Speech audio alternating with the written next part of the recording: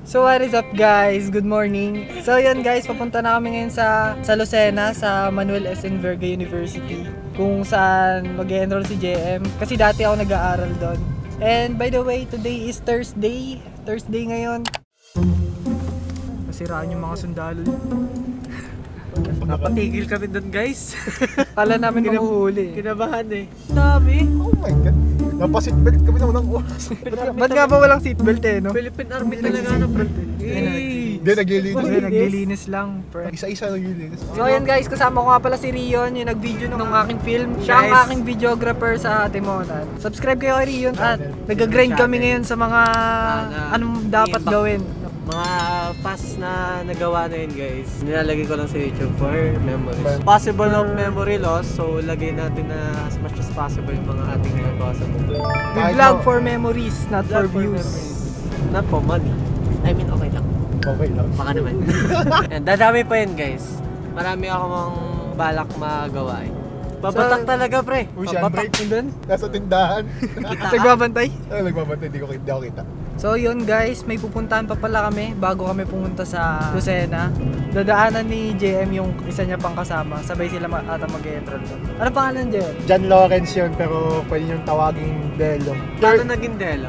Kasi apelyido doon De Los Santos, short term lang namin yung apelyido. Kasi sa maritime, ang tawagan namin is apelyido. Sa Tocopa ko, De Los Santos. Sa akin, natibidad dapat. Short term na lang nila, ginawa nilang natives. Ilang years ka ba? 3 years lang kaya. Hindi last year mo na pala pre. Last year ko na ngayon. Kaya sinusulit ko na ang aking buhay dito sa lupa at ako'y Lupa at magdadagat na to. dagat na ako next year. Kaya puyat din. Puyat kong puyat. Ngayon kung matulog ng maga, wala effect talaga. Mahirap bago yung baliklak bigla yan. Hirap. Kailangan tayo dapat eh. Humiga na ako ng alauna. Tapos nung alas 3 na, sabi ko, oras lang para matulog. Try ko itulog. Try ko pumikit ng pumikit hanggang sa umabot ng alas 6. Huwag na matulog. Magkape na lang. Ay di yun, bangon man. Sabay ligo ng malamig. Sabay ligo ng malamig. Ay tanggal talaga antok. Okay, time check guys. 10:39 na. Medyo makulimlim na ulit. Nandito na kami ngayon sa Bitukang Manok. Paakyat na kami. Ito yung pinakasikat na puntahan ng mga turista. Galing Bicol guys. Galing Bicol. Kasi lahat naman ng mga taga Bicol dito dadaan. Dalawa yan. Dalawang sigsag yan. Isa, lumang sigsag at yung isa, bagong sigsag. Ang mga lumang sigsag ay ang mga dumadaan lang dun is yung mga light vehicle. Mga 4 wheels. 4 wheels lang. Pwede naman yung mga truck. Kaso yung truck is maliit nga lang. Yung bagong sigsag, ang dumadaan naman dun, pwede naman light vehicles kung malakas ang loob mo. Pero ang kwento na matatanda dito, dati daw, lumang sigsag lang talaga meron. Pwede din dumaan yung mga bus dati. Dati. Nung panahon na yun. Panahon na yun. Hangang-hanga ako sa mga nagdadrive ng bus nun dati. Paano na madadaan nila dyan yung bus? Sa ganitong sikip na to. Ay, paakyat pa. Oo, yan oh. Ang tarik. Grabe. Hindi mo ma-imagine kung paano yung haba nun. Hirap yan, matagal yan. Alternate ang daan. Makasakap nila yung kurbadang yun. Kung gaano katarik. Tsaka ano na rin dito eh, pinaganda na rin no, parang inis yung daan tsaka yun. Kasi prone to accident tong sigsag eh. Marami dito nagbabike guys. Ay tsaka pala guys, Ingat kayo lagi kasi katatapos na ng bagyong Karina, daming naapektuhan eh. Lalo na sa Metro Manila, sa Oriental Mindoro, mga nagpatupad ng state of calamity guys. Hope you all are okay. Stay safe guys. Lalo dun sa mga aso. Yung mga nakikita natin sa Facebook, diba? Guys, responsibility natin yan. Maging aware tayo. Mainit.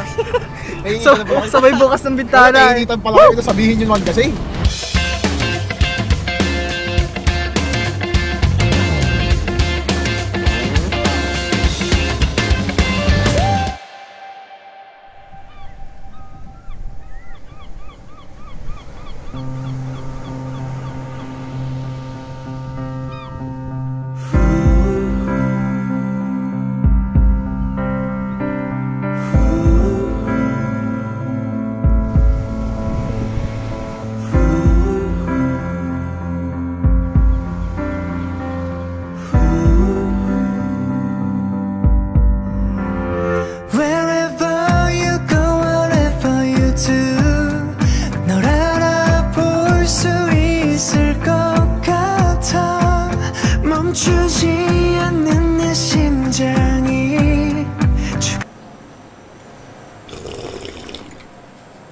So yun guys, nandito na kami ngayon sa Enverga.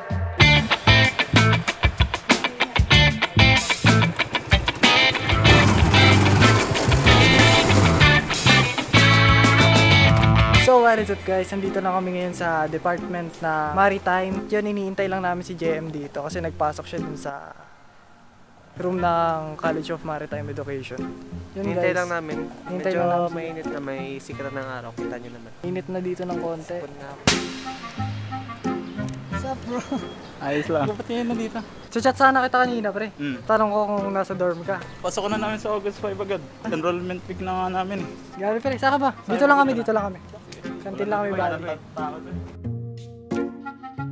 So guys, nag-chat ako sa mga dati kong kaklase dito sa Enverga. Yung nag-chat, ay nag-react lang.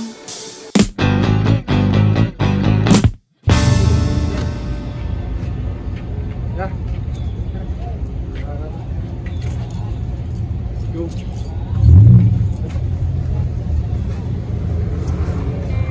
So what is up guys, ngayon pauwi na kami, nandito namin ngayon sa Timonan. And yun, kakagaling lang namin Lucena. And tapos na yung mga agenda namin for today. Nakapag-pa-enroll na si JM, sinamahan namin. So yun guys, maraming salamat sa mga nanood at sana nagustuhan nyo ang aming maiksing vlog. Hanggang sa huli, peace out!